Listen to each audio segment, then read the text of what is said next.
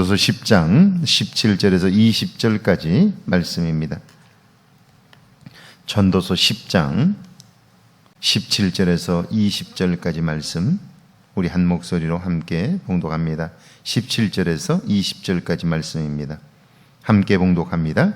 왕은 귀족들의 아들이요 대신들은 취하지 아니하고 기력을 보하려고 정한 때에 먹는 나라여 내게 복이 있도다. 게으른즉 석가래가 내려앉고 손을 놓은즉 집이 새느니라.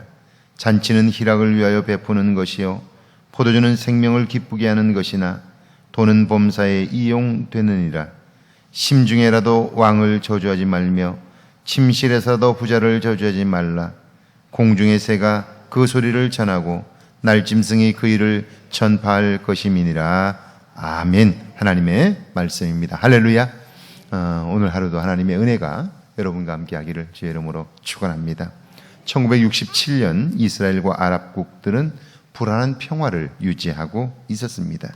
그때 이집트 대통령 나세르가 이스라엘 선박의 티란 해협 통행을 금하자 이스라엘은 이집트와 시리아, 요르단, 아랍연합군과의 전쟁을 선포했고요.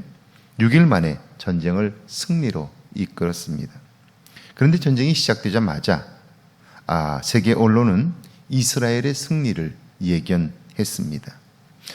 무슨 무기가 탁월하다든지 군사력이 월등해서 그런 것은 아니었고요.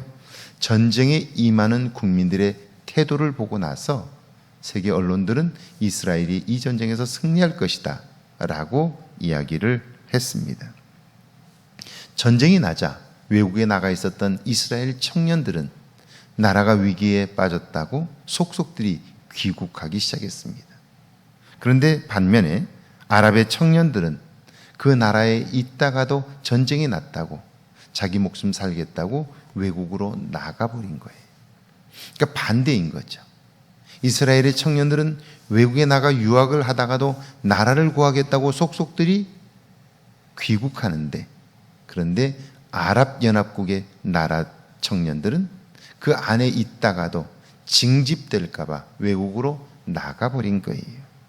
그걸 보고 이스라엘이 이 전쟁에서 승리할 것이다 라고 예견했는데 예견대로 되었습니다.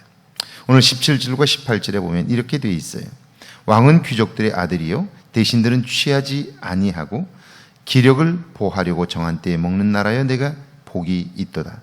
게으른즉 석가래가 내려앉고 손을 놓은즉 집이 새느니라. 왕은 고결한 성품을 가졌고 신하들은 욕망이 아니라 주어진 일을 위해 먹고 마실 때에 그 나라가 복이 있다. 그런 말씀입니다. 그들의 마음이 백성에게 있고 나라의 미래를 관심하기 때문이죠. 이것은 개인이나 가정에도 마찬가지입니다. 가정이 만약 게을러 가족들을 돌보지 않고 가정을 책임지지 않는다면 그 집은 비가 새고 먹을 것이 없어 궁핍함을 면할 수 없을 것입니다. 결국 가정이나 나라의 미래는 구성원, 특별히 왕과 신하, 아버지와 어머니의 마음과 태도에 달려 있는 거예요. 저는 요즘 정말 안타까운 모습들을 봐요. 물론 정부 여당을 질책하는 일, 야당의 중요한 역할이에요. 그런데 지금 얼마나 나라가 어렵습니까? 코로나19로 인하여 국가가 위기 상황에 놓여 있고요. 그리고 이번 홍수로 인하여 얼마나 많은 이재민들이 발생했나요? 재산 피해가 생겼나요? 정치란 백성들의 아픔을 대변하는 사람들이에요. 그들의 가려운 곳을 긁어주는 사람들이에요. 그렇다면 이 시기 가장 필요한 것은 어떻게 하면 국민들의 가려운 것을 긁어줄까? 어떻게 하면 국민들의 아픈 마음을 위로할까? 그들의 실질적인 도움이 될까? 사실은 이게 가장 중요한 문제예요. 그런데 정치를 하는 사람들을 보면서 정치에 더 이상 소망이 없다라고 말할 정도로 점점 더 백성들의 마음을 잃어가는 것은 아닌가 하는 생각을 지울 수가 없어요. 과연 그 정쟁을 통해서 이 나라의 미래가 준비될 것인지, 청년들이 아우성을 치고 있는데 과연 그들의 마음을 대변하고 있는지 다시 한번 돌아봐야 하고요. 정치인은 스스로 변하지 않아요. 왜냐하면 정당의 목적이 정권을 잡는 것이기 때문에 그래요. 정당의 목적은 뭐 백성을 위한다고 말하지만, 국민을 위한다고 말하지만 사실은 목적 자체가 정권을 잡는 거예요. 수단 방법을 가리지 않고 정권을 잡는 거예요. 그러니까 그들은 자꾸 국민을 놓치는 거예요. 국민이 깨어있지 않으면 안 되는 이유가 여기에 있어요. 19절 말씀에 보니까 잔치는 희락을 위하여 베푸는 것이요 포도주는 생명을 기쁘게 하는 것이니 돈은 범사에 이용되느니라, 그렇게 말씀해요. 자, 돈은 우리 삶에 있어서 너무나 중요해요. 돈이 없으면 인간의 삶도 형편없어지고요, 자유도 없어져요. 그럼에도 돈은 우리의 삶을 풍성하게 하는 수단이지 목적이 아니라는 말이에요.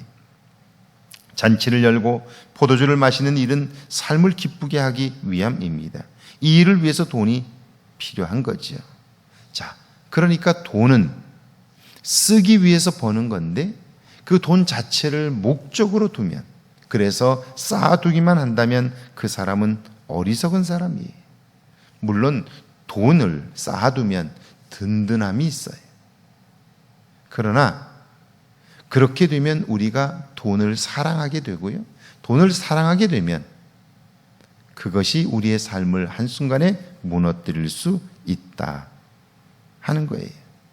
자, 가만히 한번 보세요.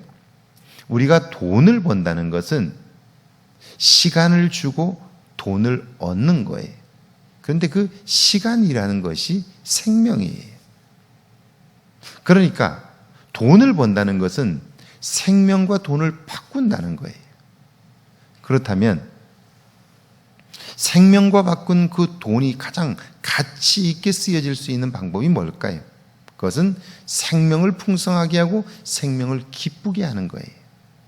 근데 그것을 쌓아두고 그것으로 자랑을 삼는다면 그 사람은 생명을 소홀하게 여기는 일이기 때문에 어리석은 사람, 우매한 사람이 되는 거죠.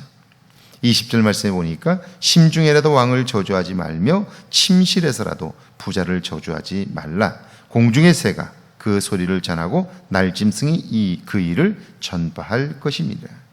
우리는 알아요. 내가 뒤에서 한 말이 반드시 그 사람의 귀에 들어가요. 그건 틀림없어요. 그럼에도 불구하고 우리는 뒷담화를 계속해요. 그 말을 함으로써 관계가 깨져요. 그런데도 우리는 뒤에서 다른 사람의 말을 하는 것을 끊지 못해요. 왜 그럴까 하는 거예요. 이유는 그것이 우리의 삶에 작은 즐거움을 준다고 생각하기 때문이에요.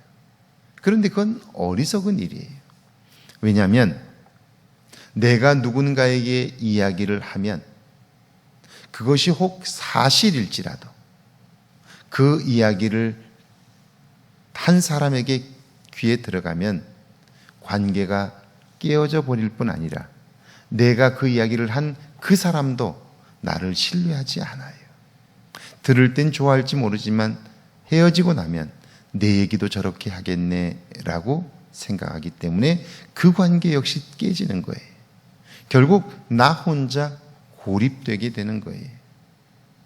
그러니까 소중한 생명을 다른 사람 말을 하면서 보내는 일이야말로 또 하나의 어리석음인 거죠.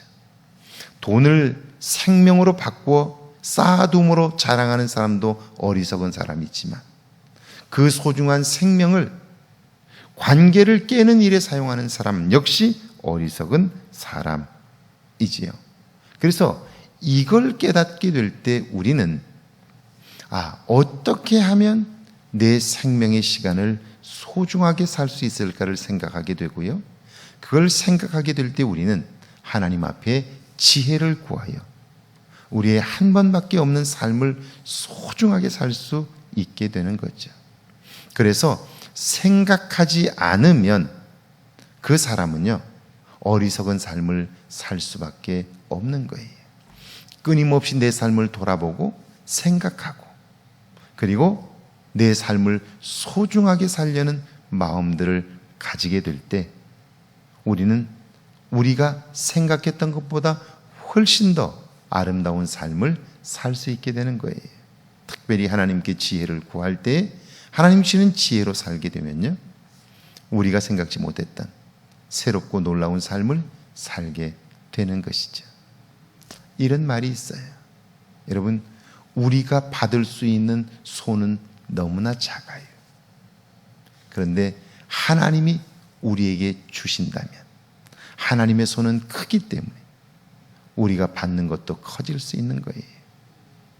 이게 지혜인 것이죠. 오늘 하루 하나님의 인도함을 받아 하나님 주시는 지혜로 사는 복된 날이 되기를 주의 이름으로 축원합니다. 우리 함께 기도합니다. 내 삶의 태도와 내면을 살펴보게 해달라고요. 나의 어리석음을 고백함으로 하나님께 지혜를 구하게 해달라고요. 함께 기도합니다. 하나님, 저희를 사랑하사 함께 하시고 이 땅을 사는 동안 내 삶의 태도와 내면을 살펴보도록 늘 나를 돌아보게 하옵소서. 주님, 어떤 것에 마음을 빼앗겨 하나님과의 관계를 놓치지 않도록 도와주시고, 돈을 사랑하거나 그 어떤 것을 사랑함으로 마음 빼앗겨 하나님 소중한 생명을 낭비하지 않도록 하나님 어리석은 삶에서 돌이키게 하옵소서. 새벽을 깨운 거룩한 종들 한 사람 한 사람을 축복하시고, 이 새벽에 하나님 앞에 기도할 때에 하나님 지혜로 우리를 덧입히시고 오늘 하루가 하나님의 인도하심을 받아 복된 날이 되게 하옵소서. 나의 어리석음을 보게 하시고 알게 하셔서 하나님께 지혜를 구하는 저희들이 되게 하시고, 오늘 하루가 참으로 내 인생의 가장 아름다운 시간들이 되도록 축복하여 주옵소서. 나도 모르게 습관적으로 하나님 몸에 배어있는 옛 습관들을 벗어버리게 하시고 이제는 하나님과 새로운 관계를 이루며 살게 하옵소서.